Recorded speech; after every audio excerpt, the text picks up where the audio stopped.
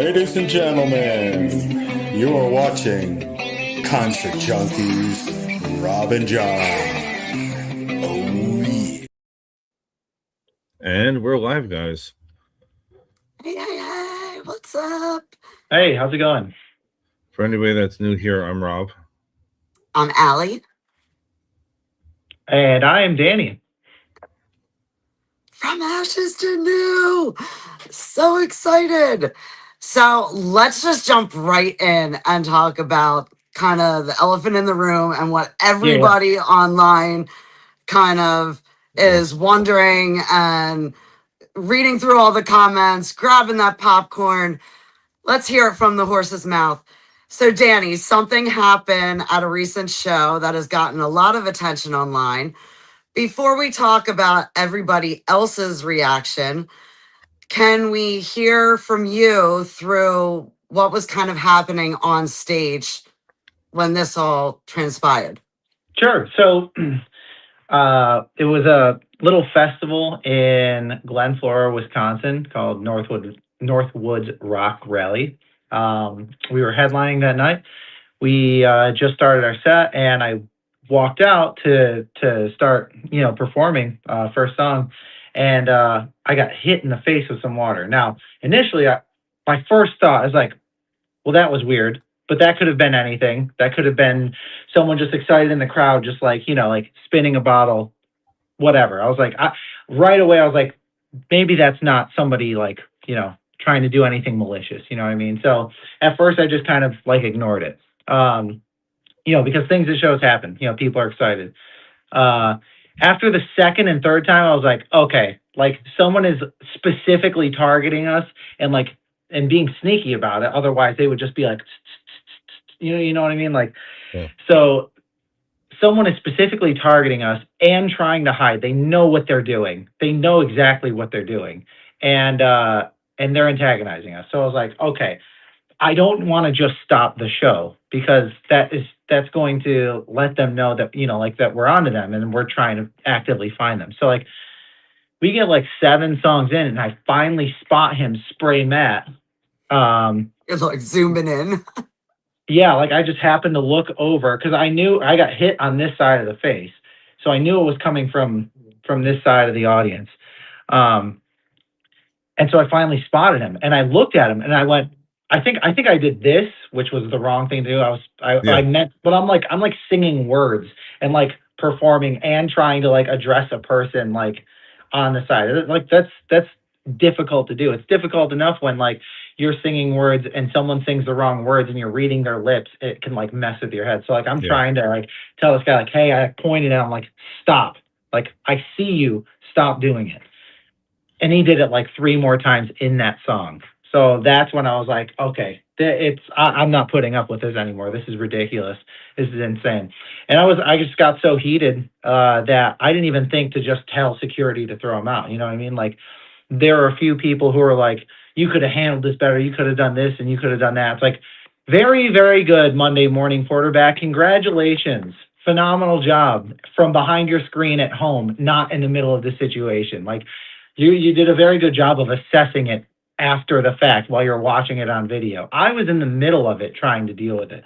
So it's like, certainly I could have just asked security, but it's like, you can't think of what you didn't think of when things were happening. Yeah. It's just not the way the world works. So not something I was thinking of at the time. So I find this guy and I'm just like, hey, I told you mid-song, we made eye contact with each other. I told you to stop it. And then you did it again. I was like, if you do it again, I'm going to fuck you up.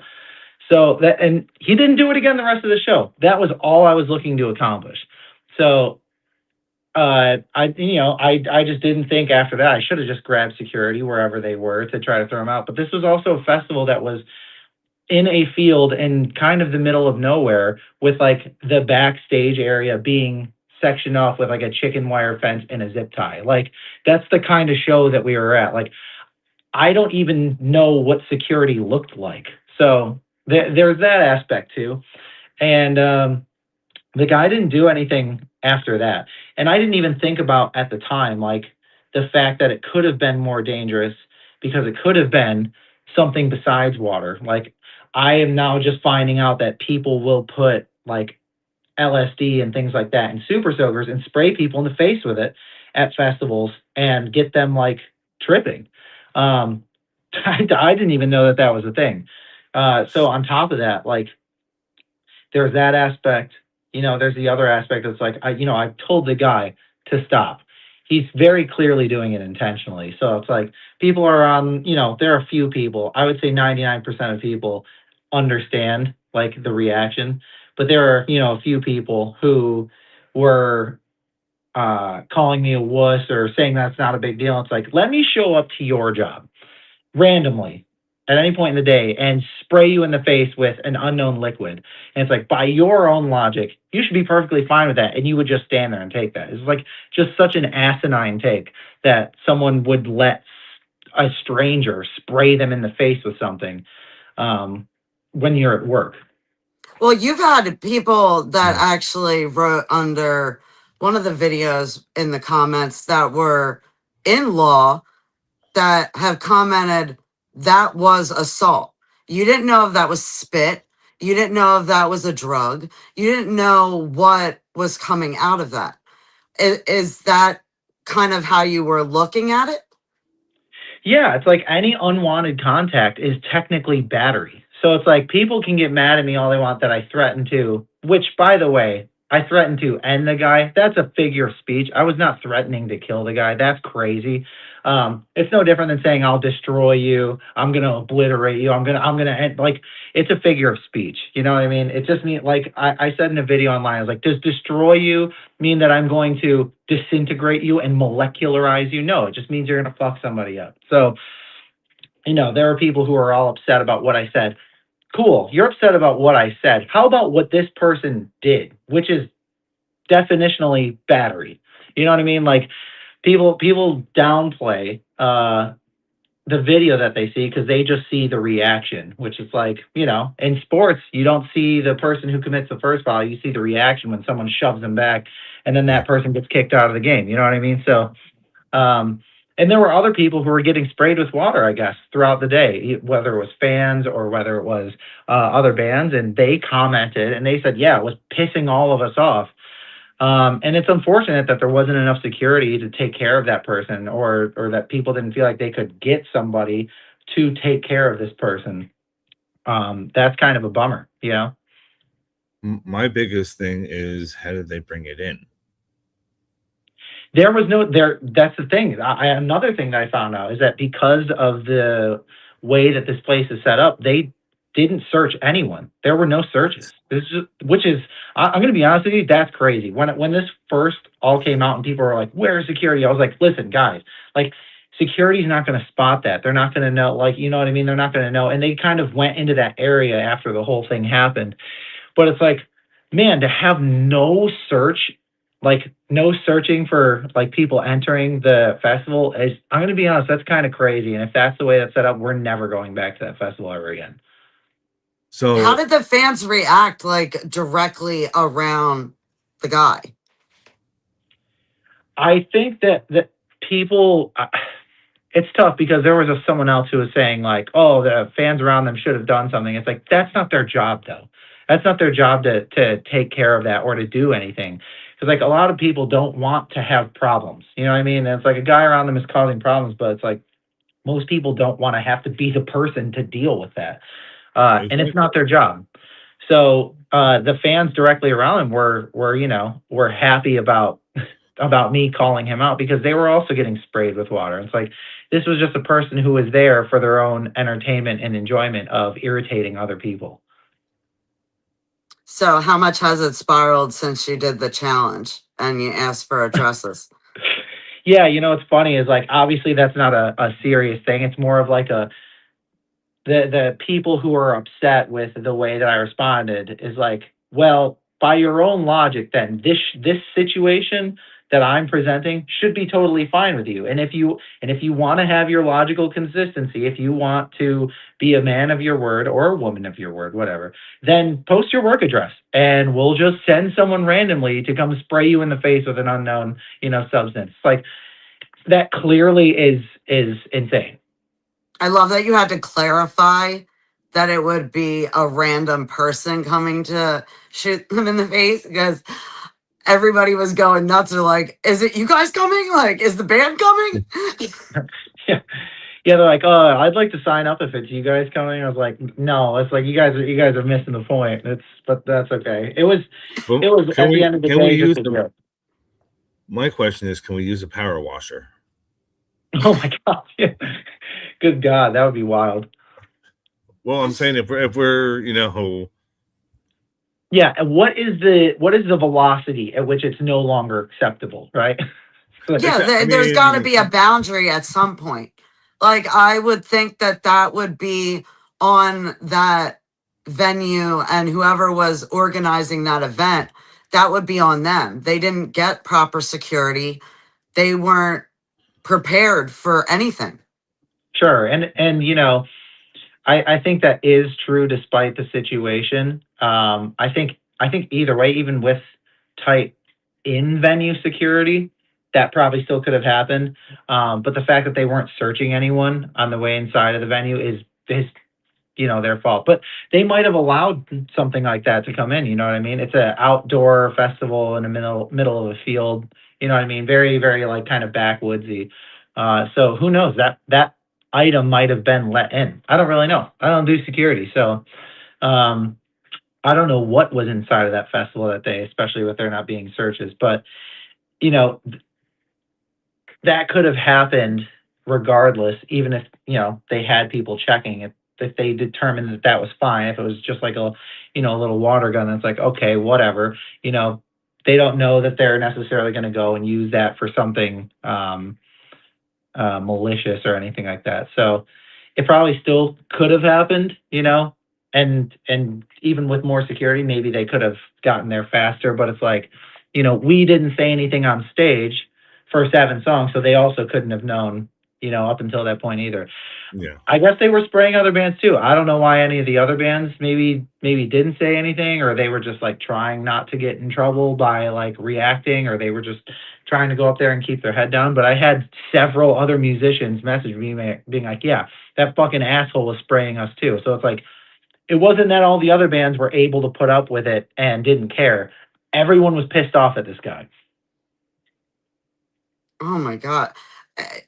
And you were 7 songs in at the point that you kind of went off.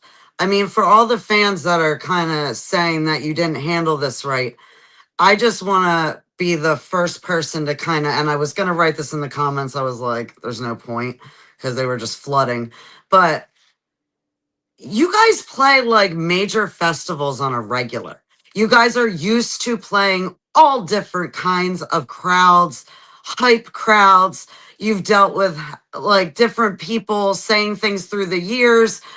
I believe you've even dealt with having water thrown on you, not maybe to this extent, but like it took so much for you to get to that point, really explode.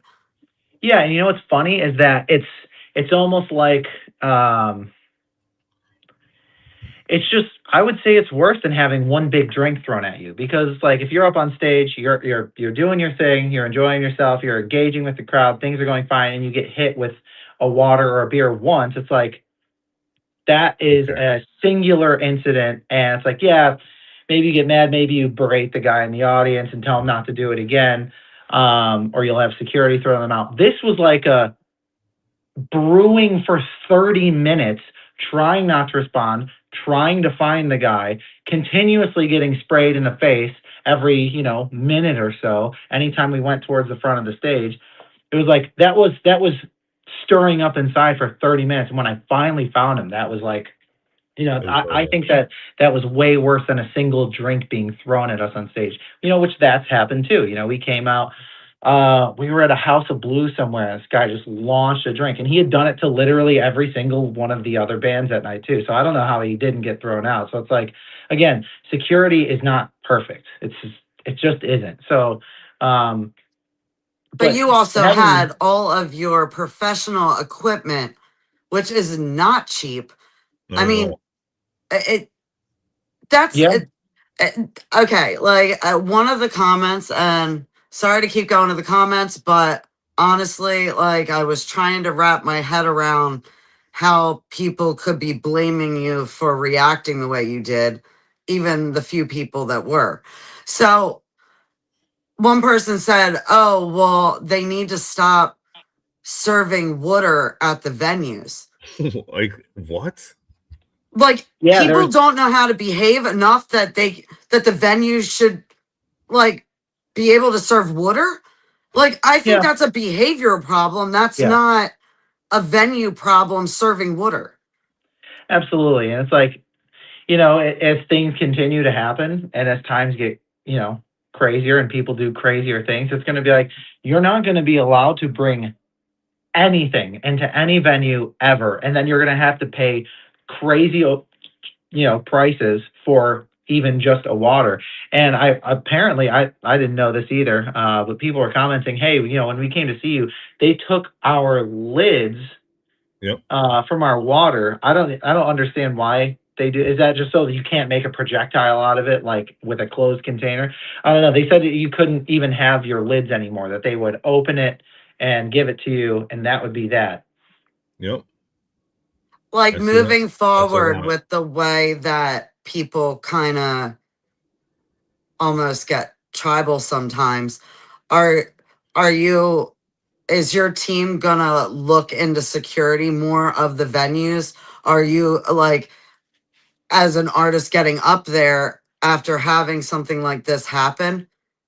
Yeah, I would say 99% of the time, security is always great. We've had one instance where security was way too rough with people. So like it can happen on both ends where it's like security does nothing, security does way too much and then hurts people. It's like they have a tough job. It's honestly often like law enforcement. Um, there are bad apples in every group, and it's a really hard job uh, to do. So, yeah, moving forward, we're absolutely gonna, we're gonna have a list of people who are like, these people are not allowed in the venue, just based on interactions online, and and then also just making sure that people are taken care of, whether it's just crowd surfing, because like sometimes we see crowd surfers and we don't see any security going over there, and like that's super distracting too. It's like, holy shit, this person's about to get lofted over The the guardrail. over the guardrail, and then no one's there to catch them. So I mean, yeah, I've seen that happen before. that shit's scary, man. Like, and like I can't focus on performing when I'm watching a person marching towards their impending doom. Like that's crazy. And now, as far as boundaries that you're kind of setting with your fan base, as far as the people that you want at your concerts, what do you say to the people that are coming to your concerts that, might be concerned that something will be thrown at them or that it'll be aggressive? What do you have to say to them? We can't let fear get in the way of us enjoying our lives. There are always going to be bad people doing bad things, and if we live in fear, then they win. So, like, come out, enjoy the show. If something happens, let's take care of it then, and make sure we get the person removed. I definitely know now from experience, especially doing which just happened the other day. That's like my first reaction needs to be. Um, find the individual without alerting them that we're looking for them, and then stop the show, get them removed, end of story. I mean, that's gotta at least change you a little bit as far as like, I mean, at least for the few shows back, I would be like a bartender kind of watching everything. Yeah, absolutely. The next let's see, we're playing a couple pretty big festivals, so it's like those are going to be fine. I think people are often just like looking for a quick hit piece to comment on and spill their 2 cents out there because it's the internet, and then we all just put the worst of ourselves, out there, and because there's no consequence for words online, and I think people are just going to just kind of drop it. We had something similar where we came under fire for something last October, and people got over it. It's like people want to be mad or leave their comment or do whatever for 5 minutes, and then we all go back to our lives. And for someone that's been to one of your shows, I can vouch they are great. The energy was so positive. Obviously, I get you guys around like your home area and usually get you for your like Christmas show or one of them. Yeah. But speaking of which, you've got a Christmas show coming up that was announced. Yeah. We announced, I don't know, maybe a week ago, the pre-sales for the Christmas show on December 11th, and it never even made it to general admission. It's sold out before we could launch the general admission tickets. So we were like, well, let's just do a second night then. So we announced a second night. I think that one's 75% sold out already. So they should be some good shows. It should be really fun. And again, to your point, like, yeah, we want our shows to be positive. Like, we're up there to give people an escape from reality, to give them a good night that they can look back on fondly, to let people get whatever's inside them out as a sense of like relief, whatever it is. And so we always try to keep our shows a good experience, for everyone. So what's Okay. your feeling about karate in the pit? Karate in the pit. You're just talking about like That's the best way just to explain it. I don't know the real terminology now. you're talking about like crowd killing. Pretty much, yeah. Yeah, I'm not really a fan of crowd killing. It's like if there is a group of people though that are all doing it together and they don't mind what they're doing with each other, and no one that doesn't want to be in there is getting hurt, then I'm all for it. I definitely will say I notice sometimes, when we're performing, pits getting kind of crazy, and like I'm kind of keeping my eye on that area in case we have to stop the show. And when someone goes down and the rest of them then pick that person up, it's like, okay, cool. Like, we're good. These guys know what they're doing. They're all like down for it. And that's always a good feeling. I definitely am not a fan of like someone going around like swinging at people. It's like, it doesn't matter that it's a show. That is assault. So I'm not really a fan of crowd killing, especially people who don't want to be involved. So excited. You Reflections. Oh my gosh, what a great album. And it's so funny because I would usually be holding up my vinyl right now and going on and on and on because it's the most beautiful vinyl album ever. But you did not have them at the show that I went to. You had sold out. And we went, my best friend and I, who does a Pretty Little Podcast with me, the producer, we went to a record store. There was only one copy. So we share custody, and I do not have custody of it right now. But I need to hear all about it. You have the new drop that just you redid with Naomi. Yep, Naomi. Yeah. Die for You. Yep. Yeah, that song is that song is a wildfire. I think we all knew when we were putting it together in the studio that was going to be the big song, and it still exceeded our expectations by far. I think most notably due to the video of our friend Sydney online, where we didn't know her at the time, but our photographer had gotten a video of her singing along, and he asked her afterwards, like, "Hey, I got this video of you singing. Is it okay if the band uses it?" She was super excited, and then so we didn't think anything of it outside of like, this is awesome. This is a person like emotionally singing our song. Like, we can put this online. It's going to be so great. And then nasty comments, just like making fun of her appearance, which is just an insane thing to do. to someone who was just living their life and enjoying themselves. And we had to go to bat for her. We were like, we're not gonna let people get away with this. So like we went and bullied some bullies. You know, we did our best to defend her and make sure that she saw that she was loved. So at first, it was all really, really bad. We did everything that we could, to make it better. You know, we reached out to her, we talked to her, we made sure that she was okay. Asked her if we should take it down. She didn't. She did not want to take it down. She is a tough motherfucker, by the way, because that was. I mean, we come under heat for stuff, but it's like we are professionals and we're used to it and we expect it. Yeah. She's a pro, because I mean, some of the things that people were saying were just downright evil, and she stayed strong through all of it, and that's why we ended up guest listing her for life to our shows.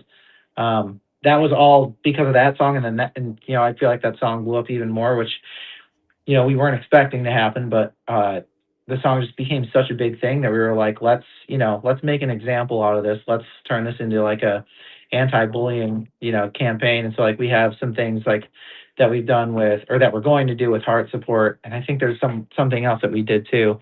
Because that was just an instance where someone was just living their life and they got torn apart for it. And we didn't think that it was fair. And we wanted to show that in the end, love always wins. And now if you go back to that video, you see all the comments, and it's like, you can't even find the negative comments, because it's like that wave came first, but then everyone else poured in and showed her support. And that song, I think, has touched a lot of people. And so we figured, like, why not do some features or some remixes or whatever, just to continue promoting the song. And so that one with Naomi came out, I think, just this past week, and just went top 10 at Rock Radio. So that's really cool too. We're really excited about the song.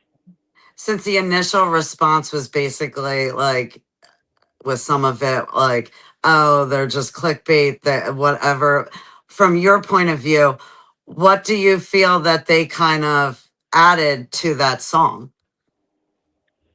So I think it's always cool, especially with like any song that could be about like relationships, to have a female feature on it. And it's like, unfortunately, like I kind of wish we could have just done it from the start, but it's like the album process is so kind of like gotta get it done that we don't even have time to plan that out. So it would have been cool to have it just from the beginning, but we often will have like a relationship type song and then to put a female feature on it, because it provides a different dynamic. It provides a different perspective, and then I just think that having a female voice on it also allows women to have more of a connection with the song, because then for them it's kind of more of a first person experience. So it was cool to get them on it. I don't know who found them or how, but Matt was like, "Yo, we got to get these girls on the song. Like, this will be awesome."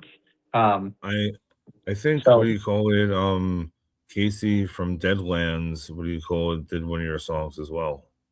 Oh, that's right. I just I think we just started following each other on social media. I just saw her.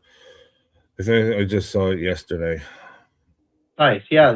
She's a great vocalist. Really, really good. I think she posts a lot of videos, right, of like doing different songs, which is. Can we get a Villains tour?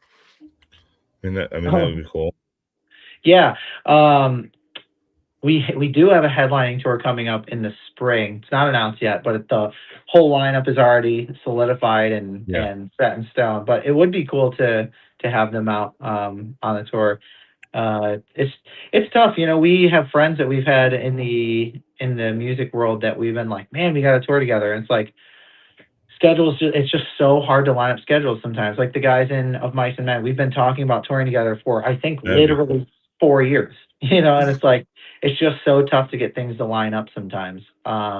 Same thing with the Black Veil Brides guys. Like, we just toured with them this past spring, and it's like Cece has been a friend of ours for like, a long time, and it's just been so hard to get schedules to line up without like having the bands directly involved in being like, hey, we want to do it, which is that's just a lot to try to do.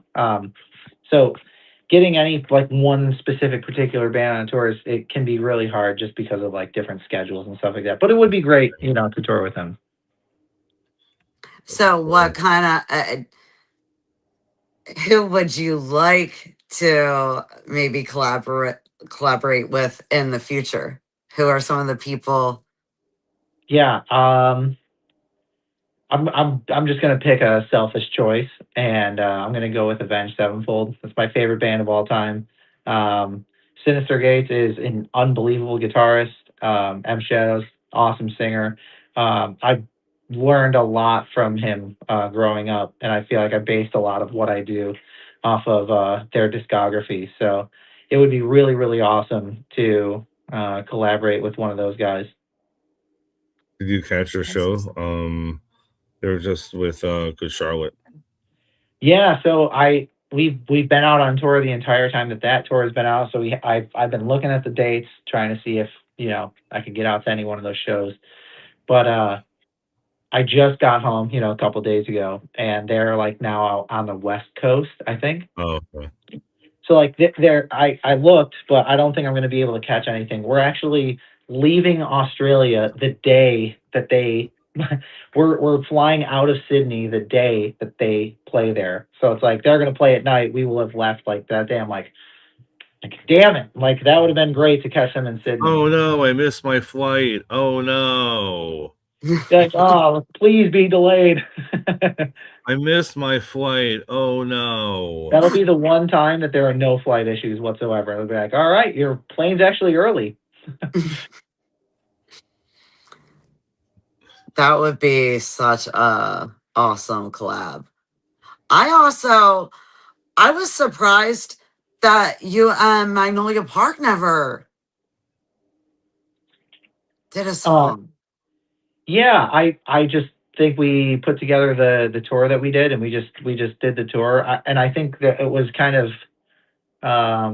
we had already kind of finished the record at that point, but it still wasn't like completely done. I think there were talks about it. I'm not entirely sure. But then, what's funny is that band is got roped into the drama that we were involved in last year because people thought that I was talking badly about them while we were on tour with them. That makes no sense. Yeah, that's just crazy. That makes no sense. I made a statement about politics specifically on stage, and I would say the majority of it was kind of like flip-flopped, whereas like that time the majority of the internet was like, fuck this guy, he sucks. And people thought that I was talking shit on them. I didn't know that they had a fuck ICE chant on stage every night, which is like, whatever, it's a chant, who cares? That doesn't bother me any. I also didn't know that it was happening. One of the things that sucks about touring is that like if you are playing directly after or directly before a band, it is really hard to catch any part of their set. Like we just got done with Shinedown and Coheed and Cambria. I never got to see Coheed and Cambria's set, and I tried. Oh, because, that's a bummer. Yeah, Wow. Favorite House Atlantic is a song that I really loved when I was younger, but it was the first song that they played. So like there was a day where I was like, run off stage, get in the shower, get everything done, put away, and then get to the stage. I only caught the like end of the song, which is like the chorus only happens twice. So I missed the chorus, and I was like, son of a bitch. Like I like even a band that I like really, really, really want to see, it's so hard to catch any of their sets. So, people were accusing me on the tour with Magnolia Park of actively talking shit about them. And I was like, that's crazy to do on tour with a band. And felt nothing but the love at that show. So, well, that's good. Good. I feel like people. I feel like if you're like doing what you're supposed to do and everything, I feel like there's always going to be those couple people online when you start getting up there in numbers that they just have to be that person that just says something that other people see that one comment and it just starts a whole chain reaction. Stop giving them the spoon to stir the pot. That's all it is. They're stirring pots that have nothing to do with them in general. You can say whatever you want to say that's you're right about. You can say about me, anybody else, whatever the case may be, but you're making something out of nothing. Yeah, the tough thing about the world that we live in is if you want to do anything, especially in the public eye, you're going to be hated. There are going to be people who will just hate you to hate you. So no matter what you do, there will always be people trying to stir the pot. Yeah, but here's the thing: love and hate, you're always going to be on the person's mind anyway, so it's still a win-win. Yeah, You know for what I'm sure. saying? Yeah, I mean the But old adage overall, I about mean, nothing. I know Sorry, go all the ahead. people that I've spoke to about your band.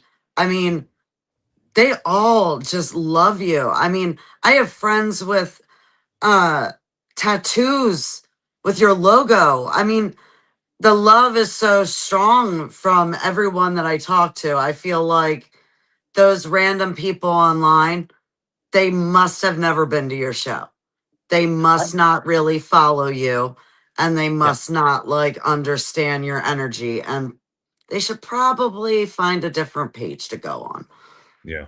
yeah, that's 100% true. I would say, I think it happens all the time with all sorts of different people. Is that you just see a headline of someone that you don't know, and then you take that at face value, and you go, "Well, that's shitty. That person sucks." And it's like, and then there's like a whole story beneath it that person's not seeing. They don't know the person that they're making the judgment on. It's just, unfortunately, that's the nature of the internet. They don't Now, do the research. what's a memorable moment that stands out with you? A good moment with a fan, one that really just kind of stuck with you through all the interactions. Recently, we, I think we were in Colorado Springs, and it was during our VIP, and oh man, I can't remember her name off the top of my head. I do remember her name if I see it, but I don't remember her name off the top of my head right now.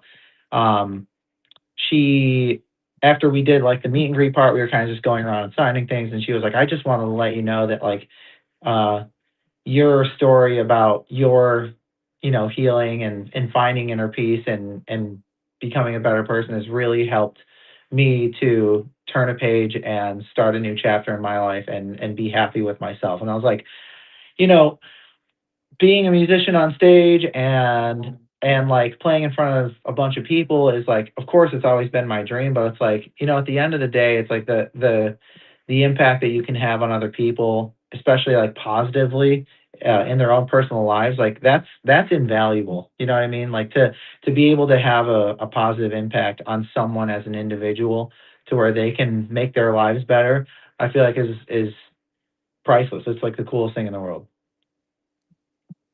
So you said you have some other shows coming up Yeah. before December, obviously. What are Yep. some of the shows? We have Louder Than Life in mid-September, and then I think we're playing a Kansas State Fair after that. Okay. Hopefully there will be searches at security, and then we go home for another like 2 weeks, and then we play Aftershock in I think That's it's cool. Sacramento, and then we go down to Mexico to play a show, and then we fly over to Australia to play some headlining shows over there for technically not the first time, but the first time we went, it was mainly just for the Good Things Festival. So this time we're going over just to do headlining shows. So October is kind of like not a lot of shows, but a lot of travel. So it's kind of filling up the whole month. We'll get back like the end of the second week of October, but then like 6 days later we play Lunatic Ball with Shinedown, which is Oh, on that's the cool. 24th. So it almost the whole month is kind of filled with travel and some shows. So with the shows that are coming up, what are some of the things that the fans can kind of look forward to?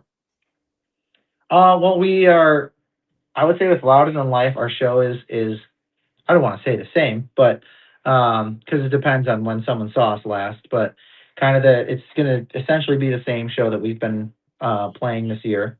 But then after that, we're starting to add new songs. We're trying to change things up just a little bit to kind of continue ushering in the new era, because this album came out and we didn't get to tour on it, right away. It was like Mhm. we put it out and we were on tour with Black Veil Bride, so it was like we only wanted to play songs that were already released, and at Yeah. that time it was only like 3 songs, I think. So we had only 3 songs ready to go for that tour, and it was like after that we were only home for a couple weeks, and then it was back out on the road. So we haven't had time to implement more of the new songs into the set. So once October comes, we're finally going to be able to do that. That's cool. Now, what song are you looking forward to being able to get out there and play to a live crowd? I would tell you, but I don't want to spoil it for anyone. There are going to be some songs that we're going to add. One of them was like, I think, Caught Us by Surprise, with, because I think it was the most requested song for people for us to play off the album. But I don't want to spoil it. I don't want to give anything away, because strangely enough, people will like look up set lists. They want to know what songs are being played ahead of time, and I feel like that's just like reading the plot of a movie before you go see it. It's like, I'm going to try my best to keep it under wraps so that people can go there, watch the show, and then hopefully be pleasantly surprised by what we play. I'm kind of guilty of doing I that. I was debating whether to say something. No. I have a reason behind it. Okay. So not just this and everything else that we do, right? So I'm a kind of picky choosy on things because I've already seen it. You know what I'm saying? Like, Yep. I average about 62 concerts a year. I have one tonight, actually. You've got a good reason. You're going to a lot of shows. I'm going to Rob Zombie and Manson later tonight. But I'm just saying in general that,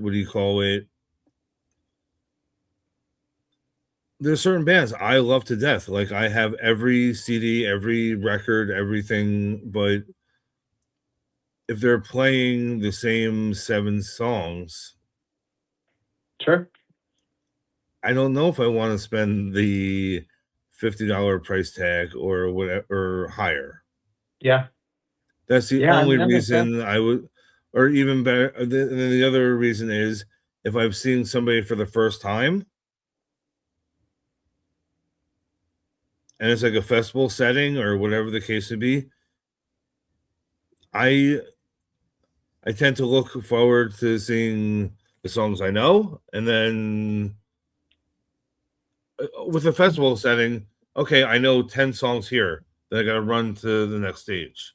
Yeah, like that's the only reason I look. Yeah, and sometimes that makes sense.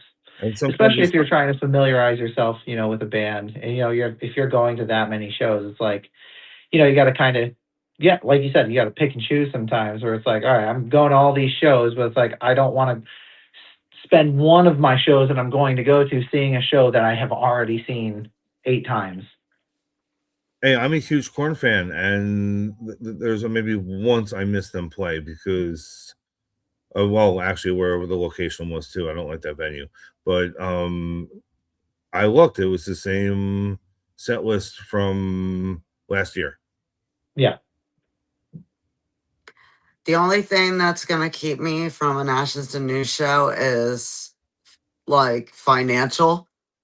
Sure. I'm a diehard, and I will be at any show that I could possibly get to. Like, next time you're at Starland Ballroom, that's 15 minutes away from me. I'll be there. Yeah, Starland Ballroom. That's a great venue. That's my second home. All right, cool. Yeah. Every time we play there, it's always a good time. The last time the crowd was awesome. We had a great time. So we always love coming back.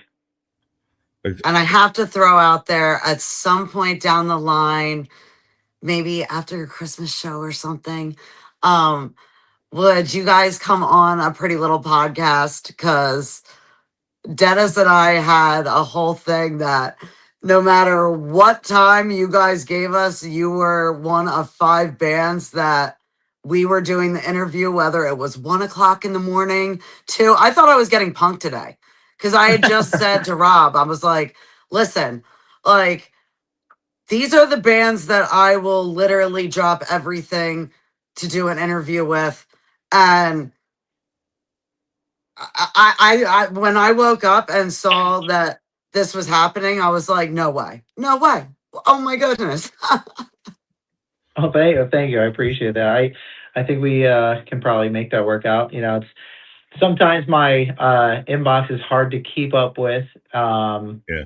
There, like, I just found a folder of like messages I didn't know that I had that were just like filled with things that I was like, damn, I never even saw any of this. Like, and it can be tough to.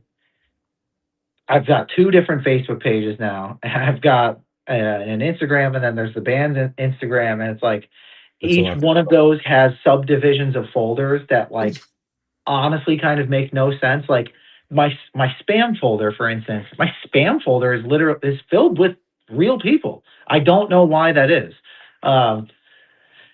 So, but yes, you know, reach out. You know, if we can make it happen, then we'll do it.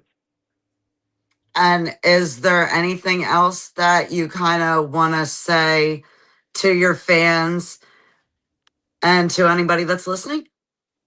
Thank you for your support. We love you guys, and we love playing shows for you. Please don't squirt us and spray us with liquids. That would be super sick. You know, even if it happens once, okay, you know, whatever. Even if it's an accident, fine, whatever. You know, things happen at shows, but as long as nobody's just intentionally like trying to shoot us with something, like that'd be great. So, but I don't think we'll have to worry about that ever again. So, yeah, I guess just thank you to the fans. Thank you for streaming our music, giving us a career, a life, and we're gonna keep putting on banging shows for you guys. And please make sure to go and follow From Ashes to Follow. New if you're not already. Make sure to subscribe to Concert Junkies and A Pretty Little Podcast. And this was, I still can't believe this happened. I'm gonna be like smiling and hype all day. Yeah, thanks for having me. You know, it's Thank again, you. I hadn't had any requests for an interview of any kind about this topic, which I didn't even think of until I saw Dennis's message. So it was like, oh, okay. It's like, yeah, that makes sense. I should totally do this. You know, no one else had reached out to me before that. TMZ I'm sorry, didn't even reach or out? was it Rob? Was it you that messaged me? It was me. It was me. Okay, yeah. TMZ didn't even reach out to you? I don't think TMZ even covered it. I think they're kind of like a kind of big potato stuff only. So, which I don't know. I think that would have gotten a lot of engagement for them, and had they posted it, but maybe a lot of their readers wouldn't have known, like, you know, who I was. So it's like Loudwire and Rock Undocumented and like Jesse Lee and all sorts of other people posted it themselves. So. Yeah, all 3 of them in Rockfeed. Yeah, no one reached out for a quote though. Really? Which it wasn't until I got your message I was like, hey, what the hell? No one even asked me about a quote or an interview or anything like that. They just kind of posted the story and left it at that. We were both sitting there like, he reacted like any person would react.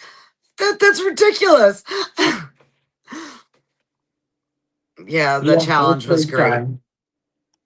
I appreciate it. Again, thank you so much for everyone that watched and tuned in. Again, follow From Ashes to New, and can't wait to see you again. All right. Take care, guys. You have all a great night.